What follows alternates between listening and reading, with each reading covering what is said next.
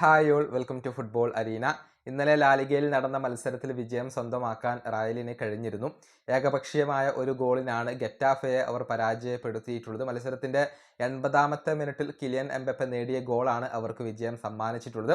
മത്സരത്തിൽ ഗെറ്റാഫയുടെ 2 താരങ്ങൾ red card കണ്ട് പുറത്തു പോയത് അവർക്ക് തിരിച്ചടിയാവുകയും ചെയ്തു. ഈ മത്സരത്തിലും പരിശീലകനായ സാബി അലോൺസോ എൻട്രിക്കിനെ ഉൾപ്പെടുത്തിയിരുന്നില്ല, ബെഞ്ചിലായിരുന്നു.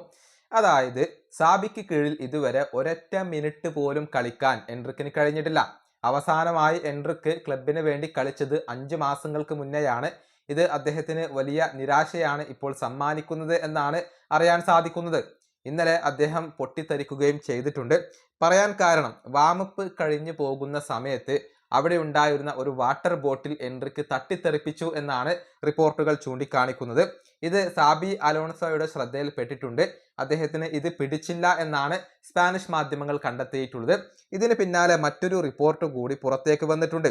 മാത്രമല്ല, ഇന്നലത്തെ മത്സരത്തോടു കൂടി തന്റെ ഭാവിയുടെ കാര്യത്തിൽ എൻട്രിക്ക് ഒരു തീരുമാനമെടുത്തു കഴിഞ്ഞു എന്നാണ് പെപ്പെ ആൽവരസ് എന്ന മാധ്യമ പ്രവർത്തകൻ റിപ്പോർട്ട് ചെയ്തിട്ടുള്ളത്. അതായത് വരുന്ന ജനുവരി മാസത്തിൽ റയൽ മാഡ്രിഡ് വിടാനാണ് അദ്ദേഹത്തിന്റെ തീരുമാനം. ലോൺ അടിസ്ഥാനത്തിൽ പോവാൻ അദ്ദേഹം ഇപ്പോൾ തീരുമാനിച്ചു കഴിഞ്ഞു. അതായത് അടുത്ത വേൾഡ് കപ്പിനുള്ള ബ്രസീലിയൻ സ്ക്വാഡിൽ ഇടം നേടുക എന്ന ഒരു ലക്ഷ്യം എൻട്രിക്കിനുണ്ട്. അതിനുവേണ്ടി സ്ഥിരമായി അദ്ദേഹത്തിന് കളി അവസരങ്ങൾ ലഭിക്കേണ്ടതുണ്ട്.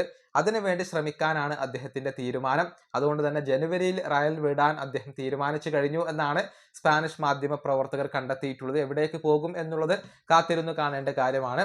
ഫ്രഞ്ച് ക്ലബ്ബായ ഒളിമ്പിക് മാഴ്സയ്ക്ക് ഈ താരത്തിൽ താല്പര്യമുണ്ട്. എൻട്രിക്കും അങ്ങോട്ട് പോവാൻ ഉദ്ദേശിക്കുന്നു എന്നാണ് ഇപ്പോൾ റൂമറുകൾ ചൂണ്ടിക്കാണിക്കുന്നത്. ഈ വീഡിയോ അവസാനിപ്പിക്കുന്നു. അടുത്തൊരു വീണ്ടും കാണാം.